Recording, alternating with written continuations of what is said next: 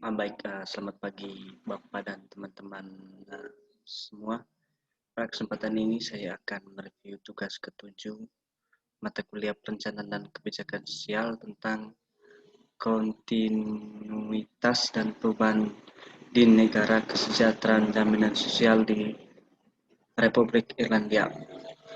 Sebelumnya, nama saya Yohanes Firsa Sakerman, kelas Sosiologi B semester 7, dosen Bali, Dr. Anus Arislam BMSI. Kita langsung saja ke materinya.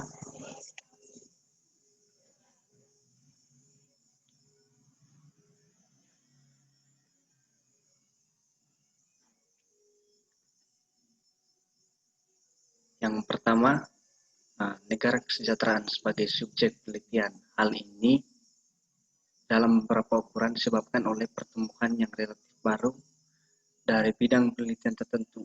Politik negara kesejahteraan memiliki 4 tema, yakni yang pertama, analisis tentang kemunculan dan perkembangan negara kesejahteraan. Yang kedua, teori krisis negara kesejahteraan. Yang ketiga, studi tentang ketahanan negara kesejahteraan. Dan yang keempat, sejauh mana penghematan yang terjadi meskipun ada perlawanan politik dan kelembagaan. Yang berikut kita masuk kepada bab 1. Penyebab perubahan negara kesejahteraan merupakan subjek dari literatur penelitian yang luas dan kontroversial, dan Irlandia menawarkan konteks yang menarik dan terabaikan untuk mempelajari dinamika perubahan. Pertama-tama, kemunculan ekonomi Celtic Tiger di tahun 1990-an sangat kontras dengan dekade krisis fiskal dan pengangguran massal di tahun 1980-an. Mungkin politik kiri kanan muncul di Irlandia saat ini dan mempengaruhi perkembangan jaminan sosial. Hal ini tentunya dapat diperdebatkan jika analisis Castells dan MC Kenally dalam buku halaman A dan halaman B diterima bahwa yang penting dalam politik kesejahteraan bukan hanya kekuatan kiri, tetapi ada atau tiadanya partai kanan. Yang berikut, dampak pemilu dari kehancuran ekonomi Irlandia dan penghematan yang terkait menawarkan lahan subur untuk mengamati politik penghematan, politik yang dianggap berbeda. Dalam kaitannya dengan perubahan budaya, Katolik sebagai praktik keagamaan menyusut secara signifikan dalam 3 dekade terakhir. Hal ini mencerminkan tren umum sekularisme dalam masyarakat Kristen Eropa dan Barat. Apakah ini mempengaruhi jaminan sosial secara khusus? Dan jika ya, bagaimana? Berbeda, pengamatan West Irlandia menunjuk ke Katolik sebagai salah satu ciri aslinya yang menentukan dan hambatan bagi perluasan jaminan sosial. Globalisasi mungkin merupakan perubahan yang paling dramatis dari semuanya. Irlandia menjadi salah satu ekonomi paling global di negara maju selama era Celtic Tiger yang disebut demikian. Beberapa analisa berpendapat bahwa globalisasi telah menentang WS dan menyebabkan penghematan. Namun, dampak globalisasi semakin dipertanyakan. Signifikansi teoritis kasus Irlandia tidak boleh diremehkan. Jika globalisasi adalah kekuatan langsung, itu pasti akan mempengaruhi jaminan sosial dalam ekonomi kecil, terbuka, sangat global, mengingat sifat BS yang dianggap liberal di Irlandia.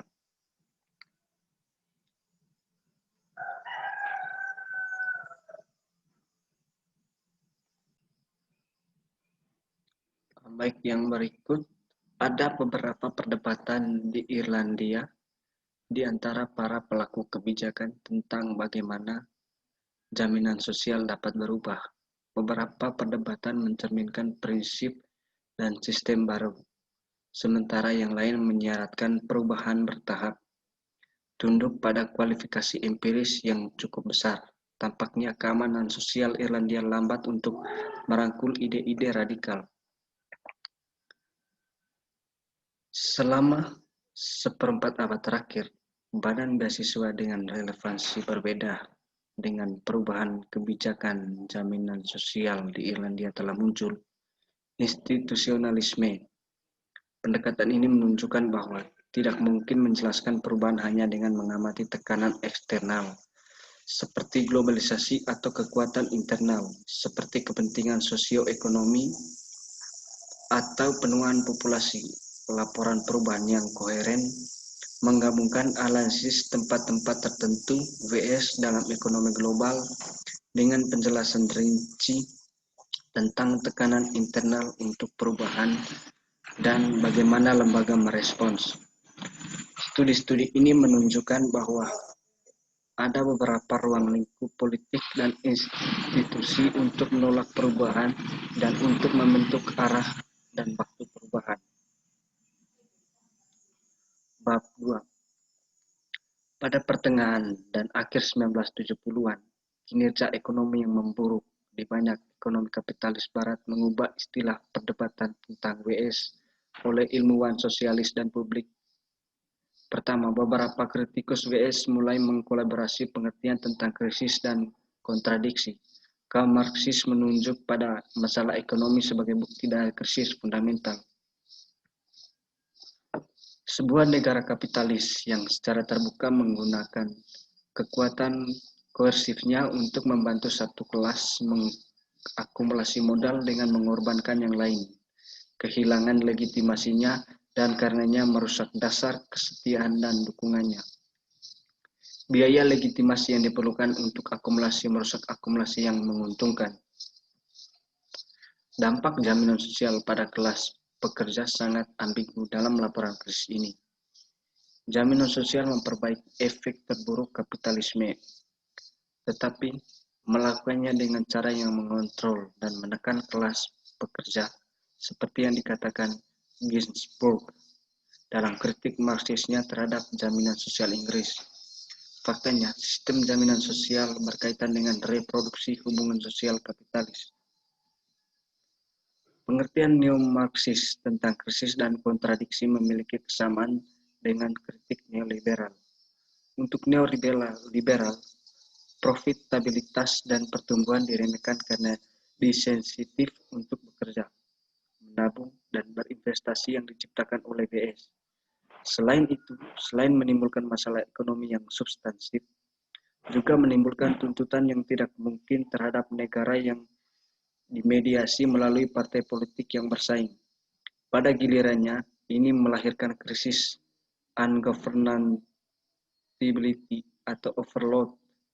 Neoliberal terlalu mengidentifikasi konsekuensi khusus dari BS bagi kaum miskin dan kelas pekerja.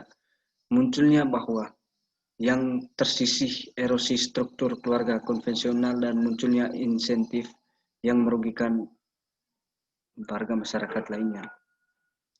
Beberapa sarjana seperti Ove yang menerima adanya kontradiksi menegaskan bahwa kapitalisme tidak dapat ada dengan WS atau tanpanya. Kontradiksi antara akumulasi dan legitimasi adalah dilema yang memungkinkan keseimbangan yang cermat dari dua komponen bagi yang lain. Kontradiksi sudah mulai merusak WS, baik praktik dan alasan negara kesejahteraan dalam bahaya.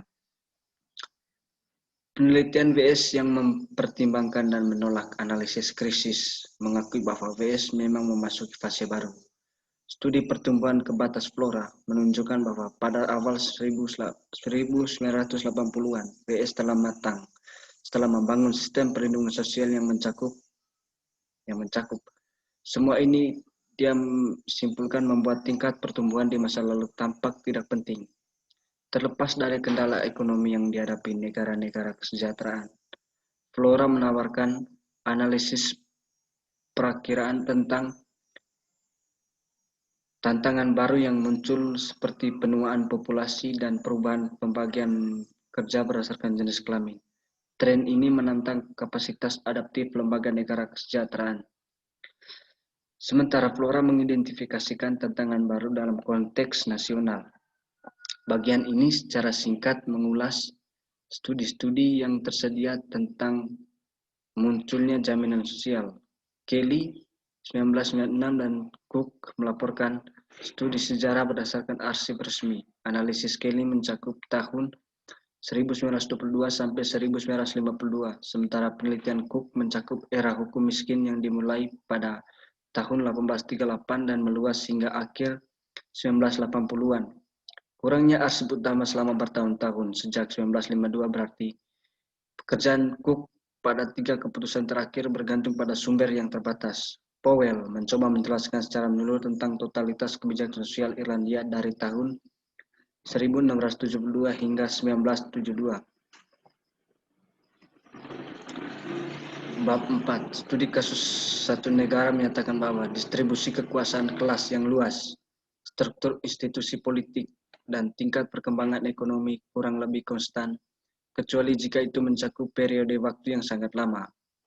Tentunya, dengan fitur struktural dan kelembagaan yang tetap, peran aktor tertentu termasuk birokrat, negara, dan aktor dalam masyarakat sipil adalah paling bervariasi dari waktu ke waktu dan menarik perhatian peneliti. Dengan demikian, para peneliti cenderung mentransfusikan kepentingan kausal yang lebih pada preferensi dan strategi dari para pelaku ini daripada yang dibenarkan, atau setidaknya mereka melupakan cara di mana kendala dari distribusi kekuasaan yang lebih besar dan konteks kelembagaan membentuk preferensi dan strategi aktor ini untuk memulai. Baik, saya kira itu saja yang dapat saya sampaikan berkaitan dengan review buku 7 mata kuliah perencanaan dan kebijakan sosial. Kalaupun masih ada materi-materi yang berkurang atau tidak memenuhi, hal ini menjadi tugas dari kita semua untuk melengkapi atau mencari informasi tambahan berkaitan dengan materi-materi ini. Baik, sekian dan terima kasih. Selamat pagi Bapak.